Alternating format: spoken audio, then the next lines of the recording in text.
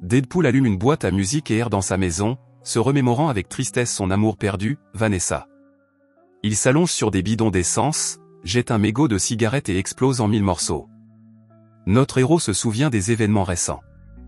Il y a quelques mois, il a fait un petit boulot supplémentaire comme tueur à gages au Japon.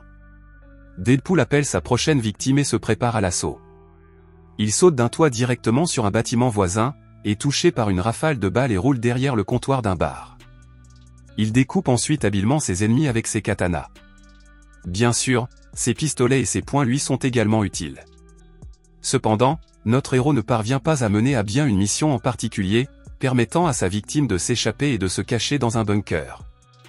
Deadpool est attaqué par une foule de criminels.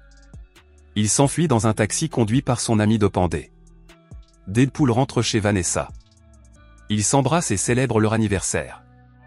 Deadpool lui offre un souvenir de leur premier rendez-vous, tandis que Vanessa lui donne son dispositif contraceptif, faisant allusion à son désir de fonder une famille. Le soir, ils regardent un film et choisissent un prénom pour leur futur enfant. Deadpool va dans la cuisine pour préparer le dessert et entend des bruits derrière la porte.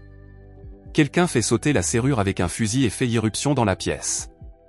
Deadpool combat les intrus indésirables avec une poêle, puis passe au couteau.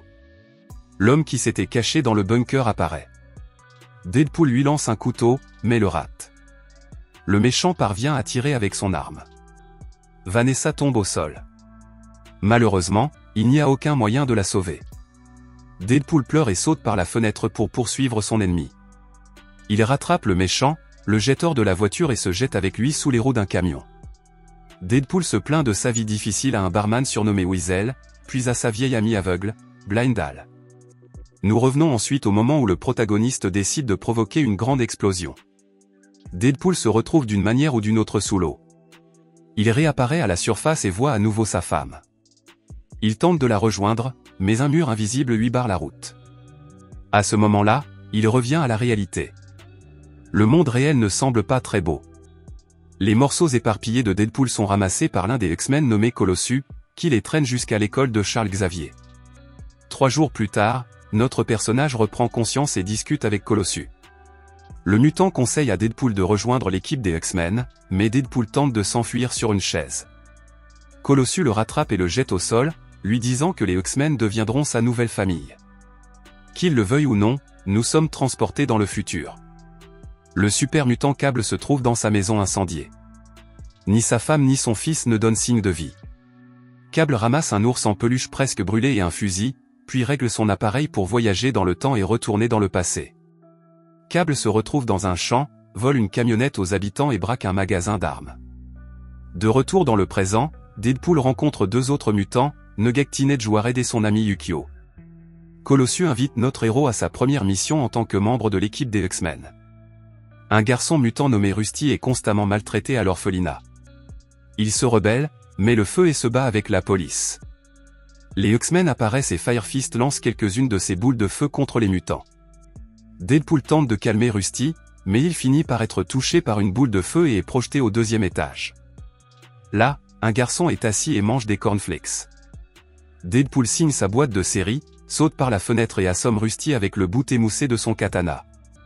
Le héros est applaudi et la police place un dispositif autour du cou de Rusty pour supprimer ses super pouvoirs. Le directeur de l'orphelinat remercie Deadpool pour son aide. Rusty avoue avoir été victime d'abus et de mauvais traitements dans cet endroit. En entendant cela, Deadpool saisit ses pistolets et s'occupe du personnel de l'orphelinat. Il est arrêté par Colossus. Deadpool et Rusty sont envoyés dans une prison spéciale appelée Icebox. Il s'avère que cette structure abrite un grand nombre de criminels mutants. Deadpool se trouve dans une situation difficile car le collier spécial supprime sa capacité de régénération. Rusty avoue qu'il s'échappera de la prison et se vengera du directeur de l'orphelinat pour tous les abus qu'il a subis. Cable regarde les informations lorsqu'il apprend que le mutant Rusty a été arrêté et enfermé dans l'Icebox. Il s'avère que Rusty est la raison pour laquelle Cable a voyagé dans le temps. Soudain, Cable fait irruption dans la prison. L'alarme retentit. Le mutant fait exploser le centre de contrôle principal et ouvre toutes les cellules sauf celle où se trouvent Rusty et Deadpool. Cable élimine les gardes qui lui barrent la route et tire un coup précis avec un lance-grenade sur la cellule où se trouvent Rusty et Deadpool. Heureusement, nos héros parviennent à s'échapper juste avant l'explosion. Deadpool sauve le garçon et engage un combat avec Cable. Les chances sont contre lui, mais Rusty sauve Deadpool. Grâce à lui, Cable touche accidentellement le collier de suppression de Deadpool, qui tombe, et Deadpool retrouve ses super pouvoirs. Ils peuvent désormais combattre Cable à armes égales. Deadpool retire la goupille d'une des grenades de Cable. L'explosion les propulse dans les airs et les fait rouler sur le flanc de la montagne.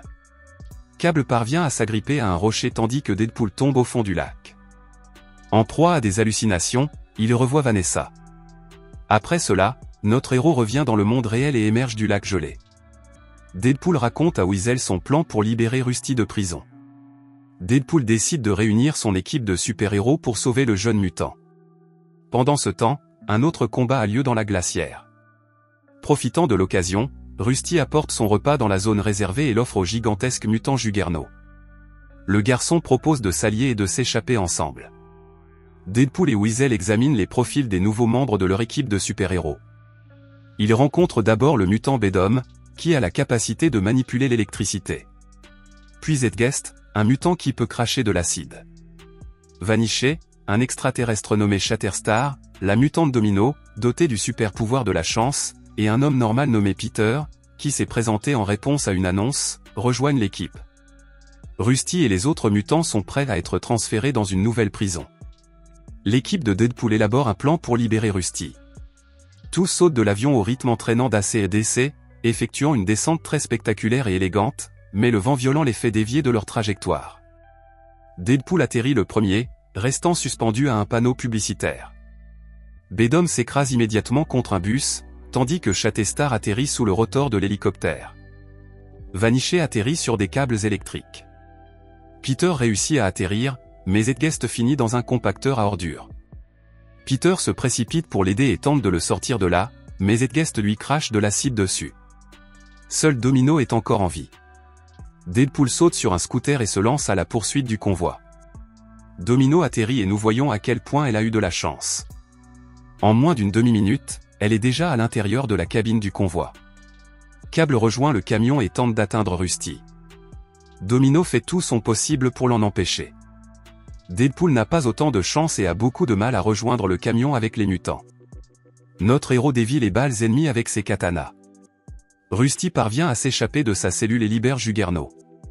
L'énorme mutant frappe immédiatement avec une telle force que le camion et le pont sur lequel il roulait se brisent. Le véhicule est réduit en miettes et tout le monde vole dans toutes les directions. Domino a de la chance et tombe sur un panda gonflable, tandis que Deadpool, comme d'habitude, survit. Il aperçoit Rusty et Juggernaut. Le fait est qu'aujourd'hui, Rusty va commettre son premier crime et qu'à l'avenir, il s'en prendra à toute la famille de Cable. Deadpool accepte d'aider Cable. Il veut arrêter Rusty et l'empêcher de commettre un crime. S'il n'y parvient pas en 30 secondes, il accepte de laisser Cable s'en occuper. Deadpool, Cable, Domino et Dopandé se rendent chez les X-Men pour demander de l'aide. Le protagoniste demande à Colossus de lui pardonner ses péchés passés et de les aider à affronter l'énorme mutant. Pendant ce temps, Russell et Juggernaut arrivent à l'orphelinat et trouvent le directeur. Deadpool, Cable, Domino et Dopandé arrivent également sur place. Malheureusement, le garçon refuse d'écouter qui que ce soit et fait sauter la porte avec du feu. Dopandé s'enfuit, effrayé, et Juggernaut attaque les mutants. Colossus arrive, sauve notre héros et attaque Juggernaut. Domino sauve les enfants du bâtiment en feu. Colossus est aidé par l'adolescent Negek et son ami, et ensemble, ils vainquent Juggernaut. Rusty continue de tout incendier. Deadpool tente de le calmer, mais le garçon lui lance une boule de feu. Deadpool prend alors le collier qui supprime les pouvoirs et le met sur lui. Rusty allume des flammes dans ses mains. Cable attrape son pistolet. Voyant cela, Deadpool protège le garçon avec son propre corps. La balle destinée à Rusty touche Deadpool à la place. Firefist est surpris que quelqu'un ait sacrifié sa vie pour lui. Cable voit que l'ours en peluche de sa fille ne semble plus brûler. Cela signifie qu'ils ont réussi à changer le futur. Colossus tente d'enlever à Deadpool le collier qui supprime ses pouvoirs, mais Deadpool refuse car il veut rejoindre Vanessa dans l'au-delà. Deadpool voit une fois de plus sa bien-aimée. Cable serre l'ours en peluche dans ses bras, active sa super montre et retourne au moment où ils sont arrivés à l'orphelinat. Le mutant cache le pendentif de Deadpool, que nous avons vu au début du film, sous sa ceinture. Les mêmes événements se déroulent, mais cette fois, la balle touche le pendentif de Deadpool, qui survit. Tout le monde est sauvé, y compris Rusty et la famille de Cable. Le directeur de l'orphelinat crie que tous les mutants iront en enfer. Mais à ce moment-là, Dopendé le renverse avec son taxi.